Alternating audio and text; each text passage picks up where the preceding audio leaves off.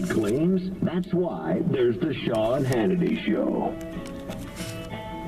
Glad to be here. Thanks a lot for stopping by. Joe Pags in for Sean Hannity today. Really glad to have back my friend. He's an author. He is a great movie maker, now an incredible podcaster. It is the man you know, Dinesh D'Souza. Dinesh, how are you? Good to see you. Doing great, thank you. Thanks for having me on. You know, it's interesting, Dinesh. The other day, we see this back and forth between... He's not going to get in line for the progressives in this country. He's going back and forth with Elizabeth Warren, who I think he called Senator Karen. She, along with Bernie Sanders and people like Biden and others, keep on talking about the rich paying their fair share. They're not paying their fair share. He somehow is a freeloader. And you just went right at this issue on your podcast, and you said, let's expose the real freeloader. First of all, what do you think the inception is of the lie by the left that the rich aren't paying their fair share? We know the top 1% pays 40% of all taxes. The top 10% pays 70% of all taxes. So where does that idea even come from? Is it just a matter of indoctrinating us to believe they've got more than we have, so we should get more of their stuff? This goes back to Obama, who started this business with the fair share. Now, at no point did Obama ever say, this is what it would be fair to pay. Because, you know, whenever someone says that they want change, they're a liberal, if you will, it's always good to ask them, well, in what society would you be a conservative? You want people to pay more? Well, how much more? Would you be happy with 50? Would you be happy with 60? Can we stop at 70? They never say. They're directional, but they never outline their ultimate destination. Now, typically they make this argument not by looking at data, because the top 1% pays a tremendous amount of taxes. Right. The top 10%, as you say, pays the vast majority. And then the bottom 40% in income taxes pays virtually nothing at all. So if anything, we have people, lots of people not paying their fair share, and they're at the bottom end of the spectrum. Now, the way that Biden and others on the left get away with this is that they find one or two anecdotes, and typically, you know, even with Elon Musk, you could go back to earlier years and say, look, in this particular year, Elon Musk didn't pay. In that particular year, Trump didn't pay. And part of the reason for that is that these people are entrepreneurs. Very often when they get money in, they invest it right in the business. So you're not taxed until you start taking the money out, because then it becomes income to you. So Elon Musk is going to pay a huge amount of taxes for 2021, and look at what this guy has created. I mean, he's a huge embarrassment to the left. Why? Because he does the stuff that they only talk about. Right. Government should build electric cars. Well, he's actually building an electric car. You know, government should handle the space program and take us to Mars. Well, Elon Musk is organizing private space travel. He's organizing Mars.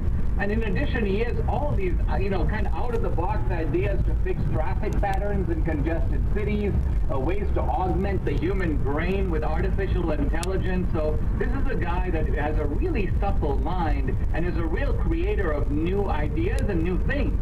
Because he's also an engineer. He doesn't just dream stuff up. And he's not just a digital mogul. He's a guy who can make physical stuff. Now, contrast this with, like, Elizabeth Warren. I mean, here's somebody who's been a faker her whole life. Right. She got her Harvard appointment by putting on feathers and showing up, basically doing the rain dance and saying, I'm a Native American because my parents talked about it. So here's someone who has traveled under false flags and false colors. As in a sense, you could almost say stolen from the Native Americans, because whether you agree or not, those benefits were designated for people of Native American heritage. So here's a complete fraud. Bernie Sanders, the same thing. Guy never had a job in his life. He's gone from being a private leech to now being a public leech. But these people don't create any wealth. So they look at Elon Musk and they hate him because ultimately he's showing the fact that we don't need any of these characters because we have entrepreneurs who can do this stuff by themselves. It's Dinesh D'Souza. Go to DineshD'Souza.com. Check out his podcast. It's amazing. It's a podcast. You see him as well as you hear him. He also has great guests on. And you'll hear amazing monologues like that. A couple of things jump out at me. Number one, Ilhan Omar actually said in an interview that she thought 90% was good for the rich people. And, of course, everybody freaked out when you hear 90%. So, to your point, if they put a number on it, will actually understand what it is they're trying to do. And if they say 50%, they can't go past 50%, so that also limits them. But there's an interview that you may or may not have seen several years ago where Will Smith, the actor, was being interviewed on French TV. And they said, are Americans paying enough taxes? He said, no, we got to pay more taxes. And they said, well, would you pay 40? He said, yeah, I'll pay 40. Then they said, well, would you pay 50? He said, absolutely, I make a lot of money, I pay 50%. They said, would you pay 75? He went, oof. I'm not paying 75. What are you, crazy? So there is a number that will even turn the most leftist people against those who are allegedly the leaders. Is that the game, Dinesh? Is that why they don't really say what the number is? Just that those people over there are bad. They've got nicer cars and houses than you. We should get it from them. That's really the game, right? Yes, they're tapping into, envy is a very powerful human vice, and think about it, it's the only vice that will never name itself. Nobody ever looked in the mirror and ever said, hey, there stands an envious man.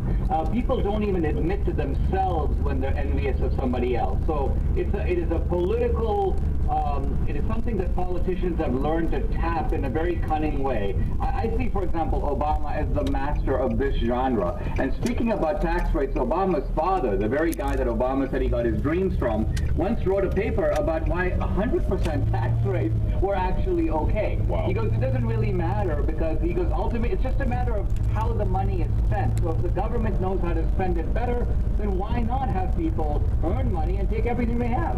And that, of course, gives great incentive to go to work if you give every dime to the government. It's Dinesh D'Souza. Go to DineshD'Souza.com, get every book he's ever done, see every movie he's ever made, and go and check out his podcast. He's on Rumble, he's on YouTube, he's all over the place on Locals now because there's a connection between Rumble and Locals. Go and check that out as well. Let me ask you about the Sovietization or the Sovietization of America. The only thing I really remember about the Soviet Union, and I thank God it went away, was that they first got rid of the media, the free media. You had to have a complicit media. Anybody else who had a different voice was persecuted, prosecuted, maybe even killed when it came to the actual Soviet Union and what we see in China now. When it comes to religion, the government needs to be the religion. What are you seeing happening in America that says this is literally the Sovietization of our country? When we think of the term Sovietization, it's easy to focus solely upon the horrors, for example, of the Stalinist regime, which did create massive havoc, a kind of giant pile of bodies, in fact, a death toll to rival Hitler. But it's a little bit of a misunderstanding of ordinary life in the Soviet Union to see it that way, because